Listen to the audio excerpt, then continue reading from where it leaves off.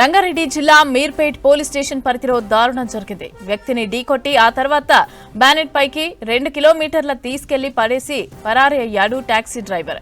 వెనక నుంచి కారుతో ఢీకొట్టడమే కాదు, గొడవ పడుతున్న వ్యక్తిపై ఉన్మాదంగా ప్రవర్తించాడు. తన కారుకు అడ్డంగా నిలబడి పోనివ్వకుండా ఉన్నాడనే కారణంతో అతన్ని ఢీకొట్టుకుంటూ వెళ్లాలని చూశాడు. అయితే ముందున్న వ్యక్తి కారు బ్యానెట్ ను పట్టుకుని ప్రాణాలు కాపాడుకున్నాడు. దీనికి సంబంధించిన విజువల్స్ సోషల్ మీడియాలో వైరల్ అవుతున్నాయి. अरे आपको पुलिस वाला फोन చేసుకో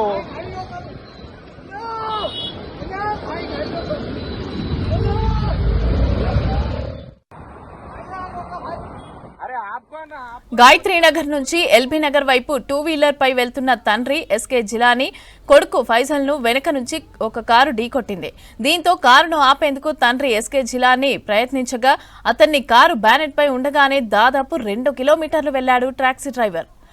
ఇక బాలాపూర్ చౌరస్తా వరకు వెళ్లి అక్కడి నుంచి తిరిగి వెనక్కి వచ్చి మందమల్లమ్మ చౌరస్తాకి వచ్చాడు. అక్కడ ప్రయాణికులు అడ్డుకోవడంతో బాధితుడిని వదిలి పరారయ్యాడు.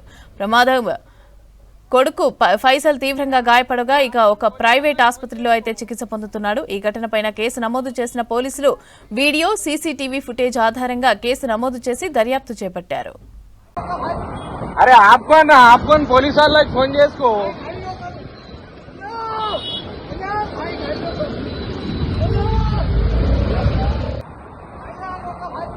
अरे आपको పోలీస్ వాళ్ళకి ఫోన్ చేసుకో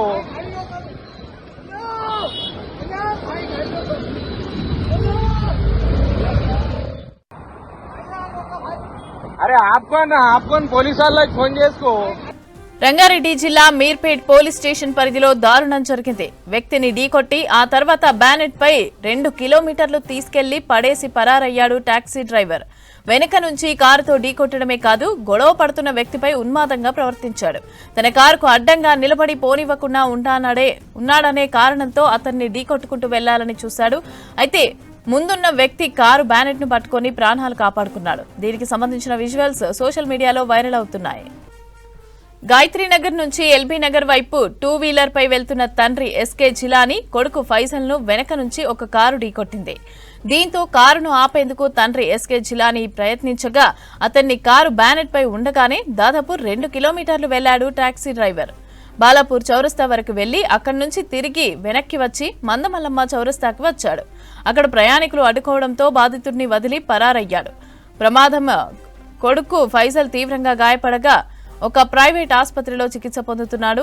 ఈ ఘటనపైన కేసు నమోదు చేసిన పోలీసులు వీడియో సీసీటీవీ ఫుటేజ్ ఆధారంగా కేసు నమోదు చేసి దర్యాప్తు చేపట్టారు.